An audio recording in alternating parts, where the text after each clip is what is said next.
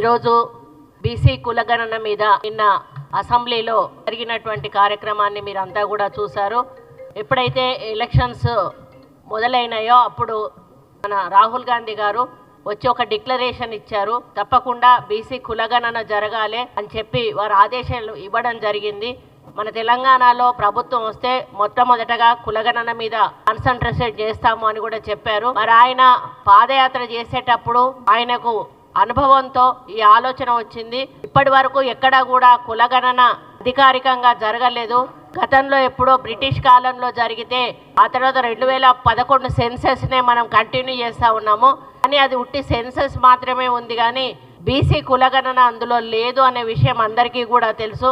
రాను రాను బీసీల పర్సంటేజ్ పెరుగుతూ ఉన్నా కూడా బీసీలకు సామాజిక న్యాయం, ఆర్థిక న్యాయం, ఉద్యోగ, విద్య, ఇతర రంగాల్లో సరి అయిన న్యాయం జరగడం లేదు అనేటువంటి ఒక ఆలోచనతోటి రాహుల్ గాంధీ గారు తప్పకుండా బీసీ కులగణన జరిగి అందరికీ కూడా సమానంగా అన్ని హక్కులు పొందే విధంగా మనం ఇక్కడి నుంచి నిర్ణయాలు తీసుకోవాలని వారు కోరడం జరిగింది.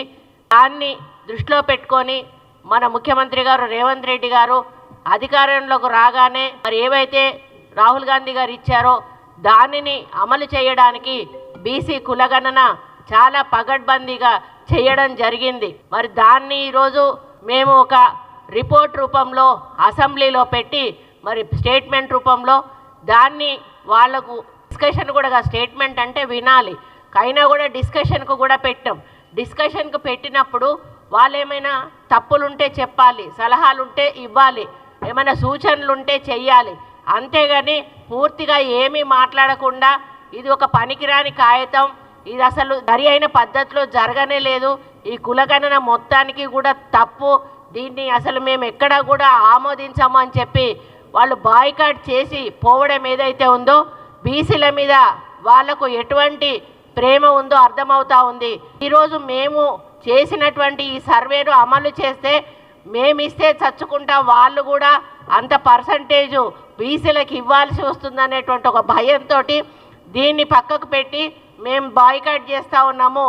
సమగ్ర కుటుంబ సర్వే కరెక్ట్ ఉంది, ఇది తప్పు ఉంది అని చెప్పి మాట్లాడుతూ ఉన్నారు. ఇప్పుడే ప్రభాకర్ అన్నట్టు మేము ఈరోజు రిపోర్ట్ వెంటనే బయట పెట్టాము, మేము చేసిన రిపోర్టు స్టేట్మెంట్ ద్వారా. మరి మీరెందుకు ఆ రోజు సమగ్ర కుటుంబ సర్వే జరిగినప్పుడు మీరు బయట ఎందుకు పెట్టి దాన్ని అసెంబ్లీలో పెట్టి దాన్ని డిస్కషన్ పెట్టి దాన్ని పబ్లిక్ డొమైన్లో పెట్టి దాన్ని ఎందుకు అనుసరించలేదు? Education admissions